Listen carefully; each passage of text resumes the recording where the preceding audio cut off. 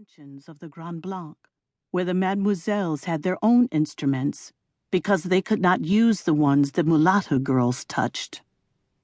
I learned to clean the keys with lemon juice, but I could not make music because Madame Delphine forbade us to go near her clavichord. We didn't need it. Honoré could draw music from a cook pot. Anything in his hands had beat, melody, rhythm, and voice. He carried sounds inside his body. He had brought them from Dahomey.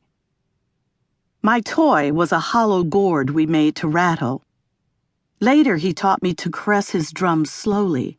And from the beginning, when he was still carrying me around in his arms, he took me to dances and voodoo services where he marked the rhythm with his drum, the principal drum, for others to follow.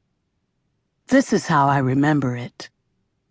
Honoré seemed very old to me because his bones had frozen stiff, even though at the time he was no older than I am now.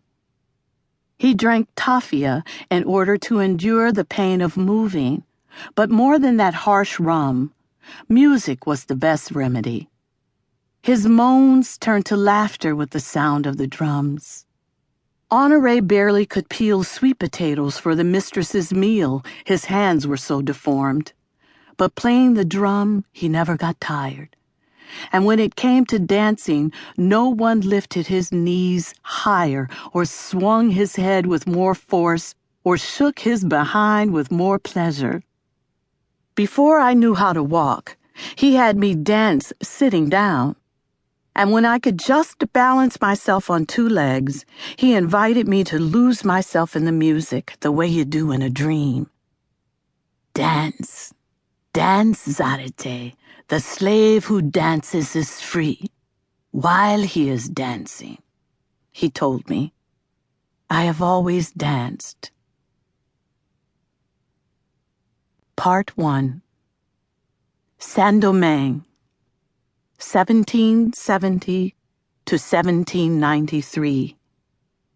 The Spanish illness. Toulouse-Valmorin arrived in Saint-Domingue in 1770, the same year the Dauphin of France married the Austrian Archduchess Marie Antoinette. Before traveling to the colony, when still he had no suspicion that his destiny was going to play a trick on him, or that he would end up in cane fields in the Antilles, he had been invited to Versailles to one of the parties in honor of the new Dauphine, a young blonde of 14 who yawned openly in the rigid protocol of the French court. All of that was in the past. Saint-Domingue was another world.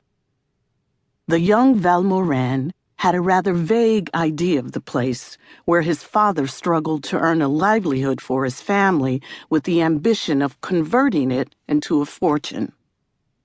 Valmorin had read somewhere that the original inhabitants of the island, the Arawaks, had called it Haiti before the conquistadors changed the name to La Española and killed off the natives. In fewer than 50 years, not a single Arawak remained, nor sign of them. They all perished as victims of slavery, European illnesses, and suicide. They were a red-skinned race, with thick black hair and inalterable dignity, so timid that a single Spaniard could conquer 10 of them with his bare hands. They lived in polygamous communities, cultivating the land with care in order not to exhaust it. Sweet potatoes, maize, gourds, peanuts, peppers, potatoes, and cassava. The earth, like the sky and water, had no owner until the foreigners, using the forced labor of the Arawaks, took control of it in order to cultivate never-before-seen plants. It was in that time that the custom of killing people with dogs was begun. When they had annihilated the indigenous peoples, the new masters imported slaves, blacks kidnapped in Africa, and whites from Europe, convicts, orphans, prostitutes, and rebels. At the end of the 1600s, Spain ceded to France the western part of the island, which they called Saint-Domingue.